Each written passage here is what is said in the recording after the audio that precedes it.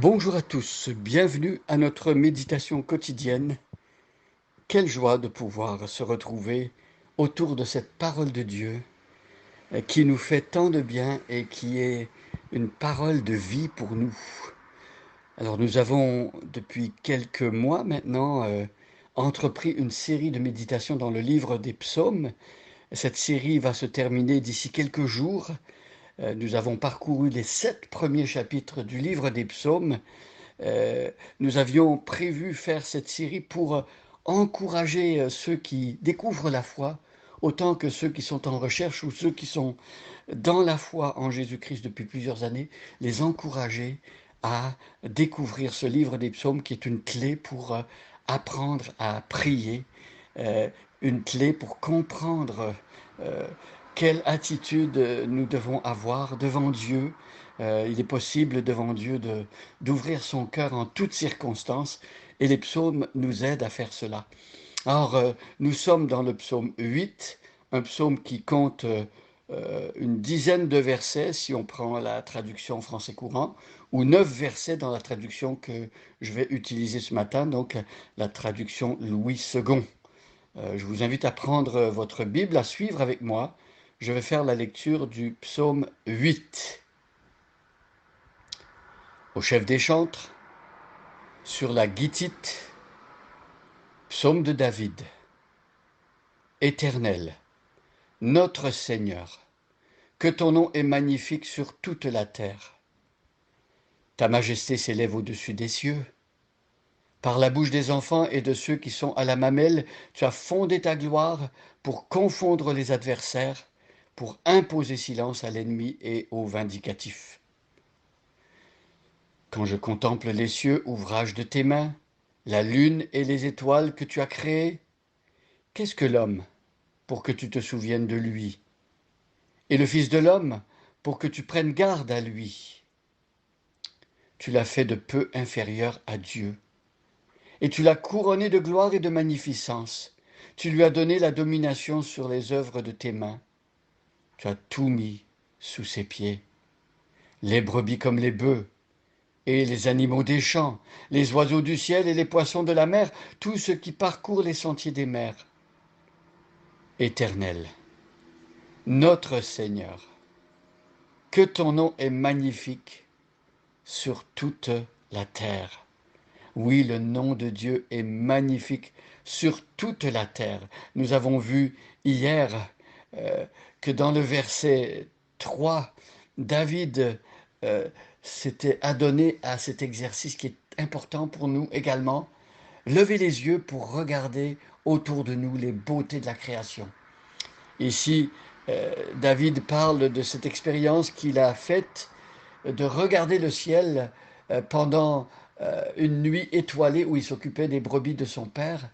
Là, il a vu toutes les étoiles, la lune, il a vu les astres, et il a été ravi, et il a été pris d'adoration pour le grand Dieu qui a créé cet univers, ce monde magnifique.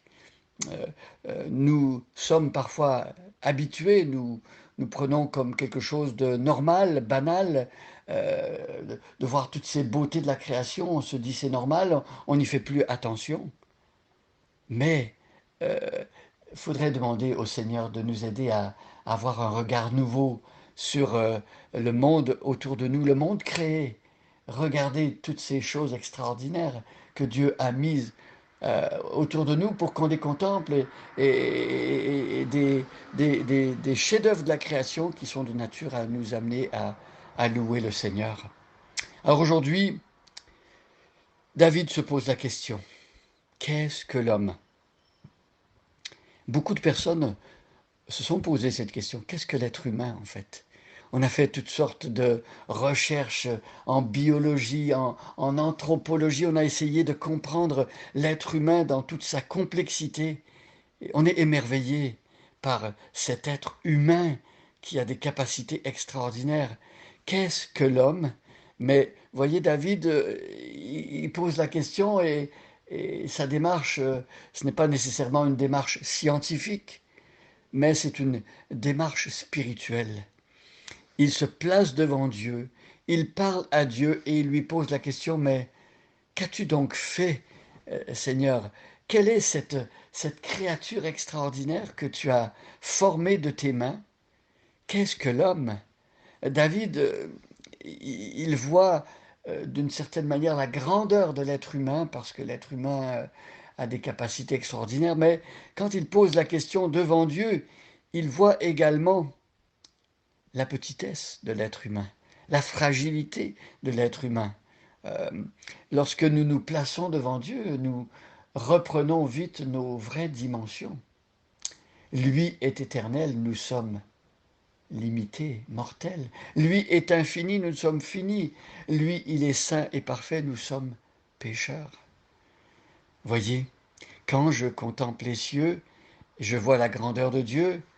Quand je m'arrête à l'être humain, je vois encore la grandeur de Dieu, mais je vois en même temps sa fragilité. Il est éphémère. L'être humain va mourir sur la terre. Dieu n'a certes pas créé pour qu'il meure. La mort dans l'histoire de l'humanité, c'est un accident. C'est le résultat d'une désobéissance à l'ordre de Dieu.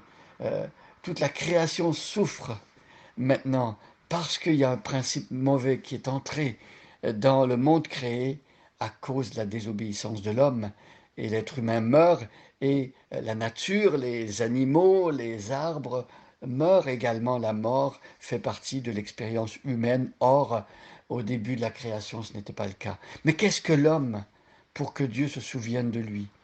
Nous sommes euh, perplexes, nous sommes étonnés, surpris que Dieu se souvienne d'une créature si faible et si fragile.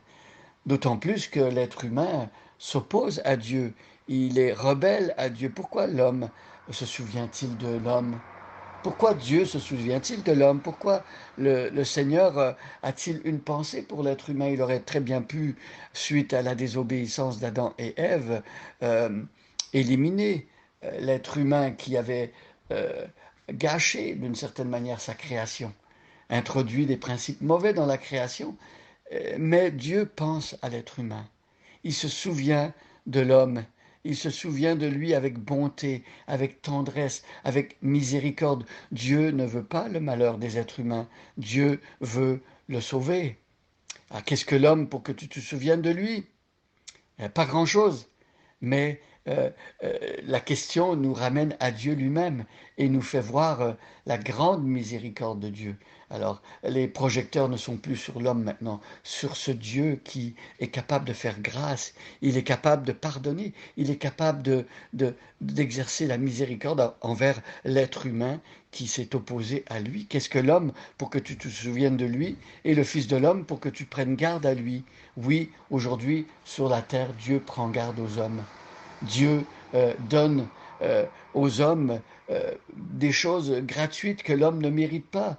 Le sermon sur la montagne nous dit qu'il fait lever son soleil sur les bons comme sur les méchants. Dieu donne les récoltes et la joie dans le cœur aux êtres humains qui par ailleurs s'opposent à lui. Il y a une grâce commune dans le monde aujourd'hui pour les êtres humains, même ceux qui ne sont pas croyants. Mais l'être humain devrait s'arrêter et considérer la bonté de Dieu. Et l'être humain devrait, à la lumière de cette bonté de Dieu, considérer son attitude à lui. Quelle attitude l'être humain a-t-il envers ce Dieu qui est si généreux? Oui, nous devons l'avouer, l'être humain est ingrat. L'être humain n'est pas reconnaissant. Euh, Dans les pays d'Amérique du Nord, ces jours-ci, nous fêtons l'action de grâce. Nous sommes invités à être reconnaissants.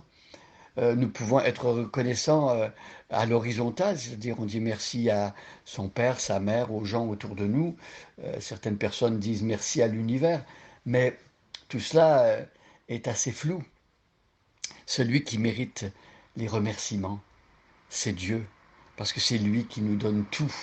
Nous qui sommes ingrats, qui ne le reconnaissons pas, lui tout de même nous donne en abondance et dans sa grande miséricorde. Alors aujourd'hui, prenez un temps pour être reconnaissant à Dieu parce qu'il considère l'homme un homme déchu, mais un homme qui est quand même aimé par lui. Bonne journée à chacun et à chacune, et soyez bénis.